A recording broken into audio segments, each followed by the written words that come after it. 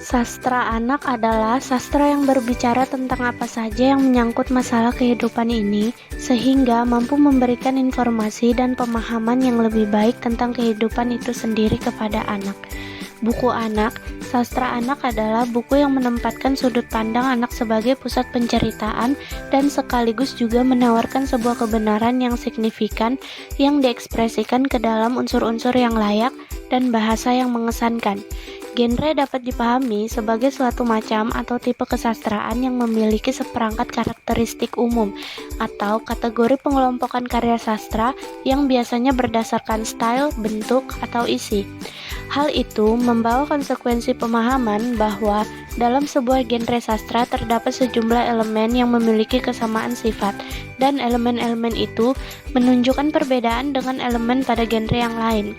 Walau mengaku sering terjadi ketumpang tindihan, Lukens mengelompokkan genre sastra anak ke dalam 6 macam, yaitu realisme, fiksi formula, fantasi, sastra tradisional, puisi, dan non-fiksi dengan masing-masing mempunyai beberapa jenis lagi. Genre drama sengaja tidak dimasukkan, karena menurutnya drama baru lengkap setelah dipertunjukkan dan ditonton, dan bukan semata-mata urusan bahasa sastra. Genre sastra anak yang diusulkan cukup dibedakan ke dalam fiksi, non-fiksi, puisi, serta buku bergambar dan komik dengan masing-masing memiliki subgenre. Dasar pembagiannya adalah bentuk pengungkapan dan isi yang diungkapkan. Sebagaimana Lukens dan dengan argumentasi yang sama, genre drama sementara tidak dimasukkan dalam pembagian genre ini. Dilihat dari waktu kemunculannya, genre fiksi dan puisi dapat dibedakan ke dalam fiksi dan puisi tradisional, serta fiksi dan puisi modern. Perbedaan sastra anak dan sastra dewasa. Sastra anak adalah sastra yang berisikan dunia anak dengan menggunakan bahasa maupun isi yang sederhana sehingga mudah dipahami dan diimajinasikan anak. Hal tersebut berbeda dengan sastra dewasa. Sastra dewasa adalah sastra yang berisikan kehidupan manusia yang rumit dengan menggunakan bahasa maupun isi yang kompleks. Biasanya, sastra dewasa menceritakan percintaan, kesenjangan sosial, ataupun masalah-masalah rumit lainnya. Misalnya, Bumi Manusia karya Pramudia Anantatur.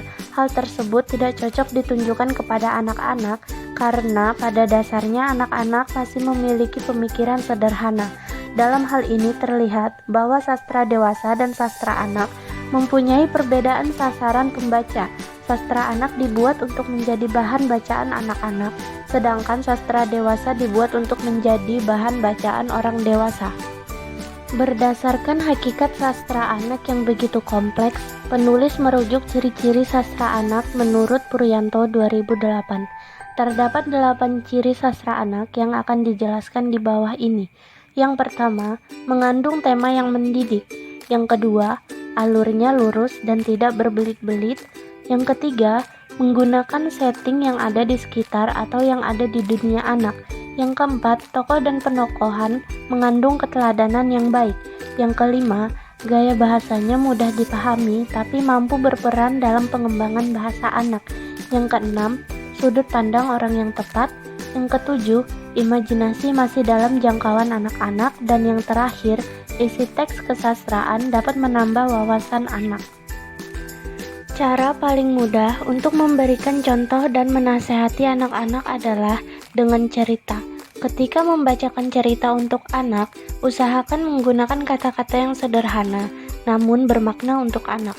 Semakin sederhana kata yang kita pilih, semakin mudah anak menyerap pesan yang terkandung dalam sebuah teks fiksi. Ragam sastra anak dan ciri-cirinya.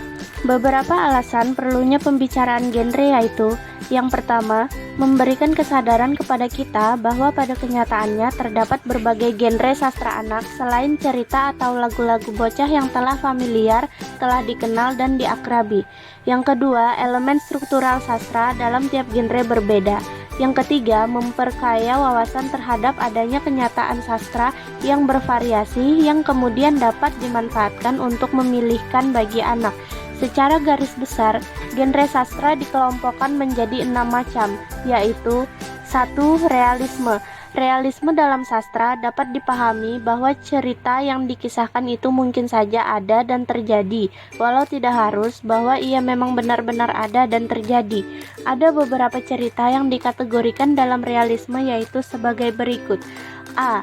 Cerita realisme biasanya bercerita tentang masalah-masalah sosial dengan menampilkan tokoh utama protagonis sebagai pelaku cerita. B. Realisme binatang, yaitu cerita binatang yang bersifat non-fiksi. C. Realisme historis, mengisahkan peristiwa yang terjadi pada masa lampau. D. Realisme olahraga, yaitu cerita tentang berbagai hal yang berkaitan dengan dunia olahraga. 2. Fiksi formula. Jenis cerita yang dapat dikategorikan ke dalam fiksi formula adalah sebagai berikut. A. Cerita misterius dan detektif. B. Cerita romantik, menampilkan kisah yang simplistis dan sentimentalis hubungan laki-laki perempuan, dan itu seolah-olah merupakan satu-satunya fokus dalam kehidupan remaja.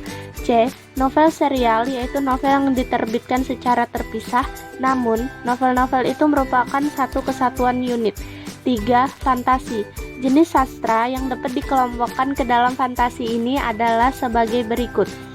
A. Cerita fantasi, yaitu cerita yang menampilkan tokoh, alur, atau tema yang derajat kebenarannya diragukan baik menyangkut atau hampir seluruh maupun hanya sebagian cerita. B. Fantasi tinggi dimaksudkan sebagai cerita yang pertama-tama ditandai adanya fokus konflik antara yang baik dan yang jahat, antara kebaikan dan kejahatan. C. Fiksi sains.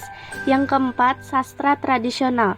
Jenis cerita yang dikelompokkan ke dalam genre ini adalah sebagai berikut. A. Fabel, yaitu cerita binatang yang dimaksudkan sebagai personifikasi karakter manusia. B. Dongeng rakyat, berceritakan secara lisan dan turun-temurun sehingga selalu terdapat variasi penceritaan walau isinya kurang lebih sama. C. Mitos, yaitu cerita yang berkaitan dengan dewa-dewa atau tentang kehidupan supernatural yang lain, juga sering mengandung sifat pendewasaan manusia atau manusia keturunan dewa. D. Legenda, menampilkan tokoh sebagai hero yang memiliki kehebatan tertentu dalam berbagai aksinya dan itu sangat mengesankan. E. Epos, berisi cerita kepahlawanan seorang tokoh hero yang luar biasa hebat baik dalam kesaktian maupun kisah petualangannya. Yang kelima ada puisi. Genre puisi anak dapat berwujud sebagai berikut. A. Puisi-puisi lirik, yaitu puisi yang berupa tembang-tembang anak tradisional dan tembang-tembang Nina Bobo. B. Puisi naratif, yaitu puisi yang di dalamnya mengandung cerita atau cerita yang dikisahkan dengan cara puisi. C. Puisi personal, yaitu puisi modern yang sengaja ditulis untuk anak-anak, baik oleh penulis dewasa maupun anak-anak itu sendiri. Yang keenam, ada non-fiksi. Bacaan non-fiksi dapat dikelompokkan ke dalam subgenre buku informasi dan biografi. Nilai personal dan nilai pendidikan yang diperoleh dari sastra anak untuk perkembangan anak. Yang pertama yaitu nilai personal.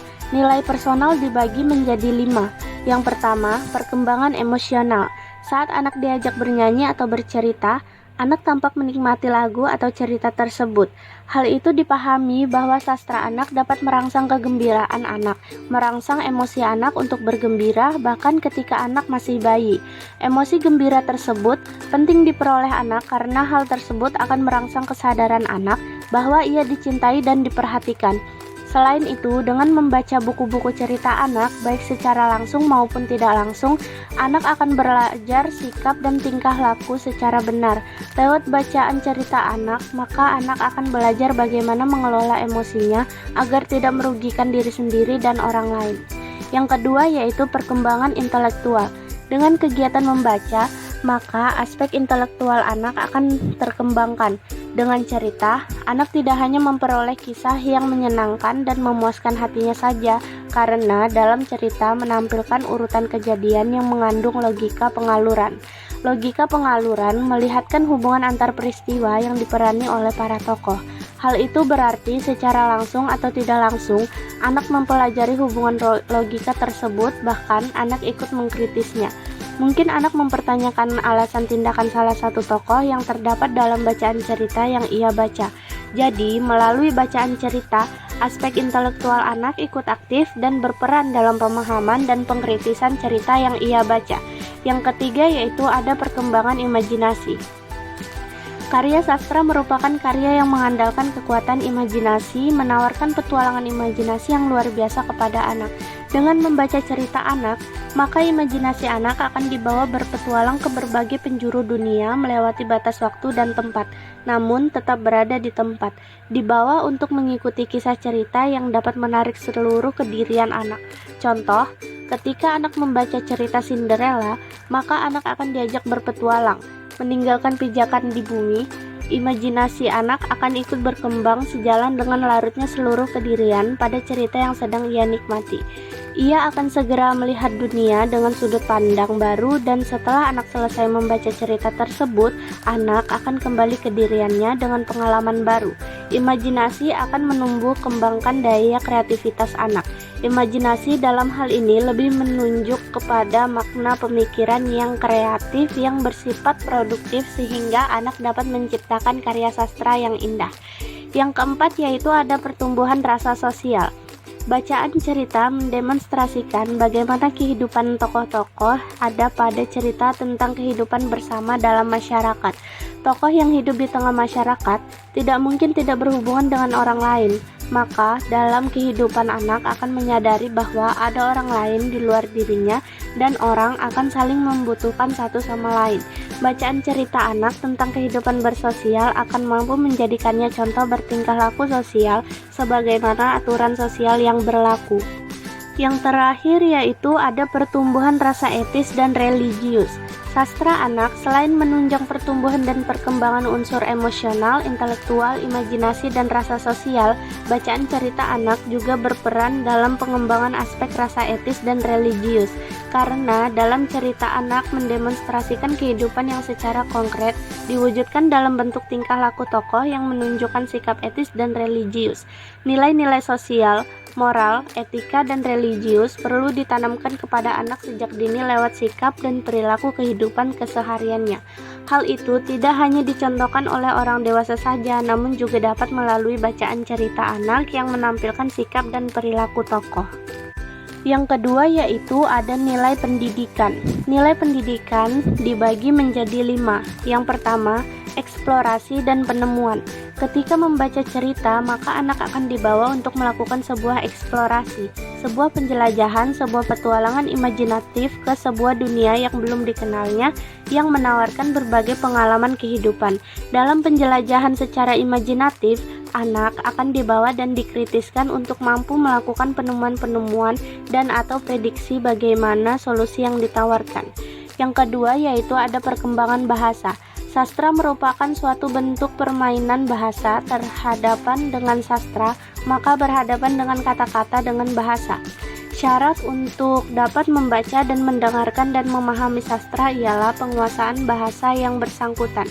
Bahasa digunakan untuk memahami dunia yang ditawarkan, namun juga sekaligus dapat meningkatkan kemampuan bahasa anak, baik menyimak, membaca, berbicara, maupun menulis. Yang ketiga yaitu ada pengembangan nilai keindahan. Sebagai salah satu bentuk karya sastra, sastra memiliki aspek keindahan, seperti keindahan kata, makna, dan sebagainya. Rasa puas diperoleh setelah anak membaca puisi maupun fiksi yang ada pada hakikatnya disebabkan oleh terpenuhinya kebutuhan batin akan keindahan. Pemenuhan rasa puas dan kebutuhan batin tersebut dapat diperoleh, diajarkan, dan dibiasakan lewat bacaan sastra dan dapat dilakukan di lingkungan sekolah maupun di lingkungan rumah.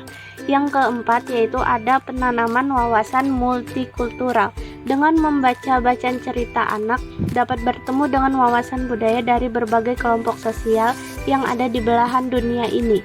Lewat sastra dapat dijumpai berbagai sikap dan perilaku hidup yang mencerminkan budaya suatu masyarakat yang berbeda dengan masyarakat yang lain. Jadi, dengan membaca cerita yang mengandung wawasan multikultural, anak akan memperoleh pengetahuan dan pemahaman budaya masyarakat lain. Yang terakhir yaitu ada penanaman kebiasaan membaca. Seiring perkembangan zaman, kemajuan iptek dan ekonomi harus diusahakan dengan penuh kesadaran.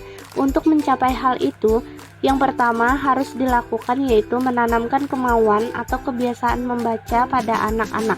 Budaya membaca harus ditumbuhkan sejak dini.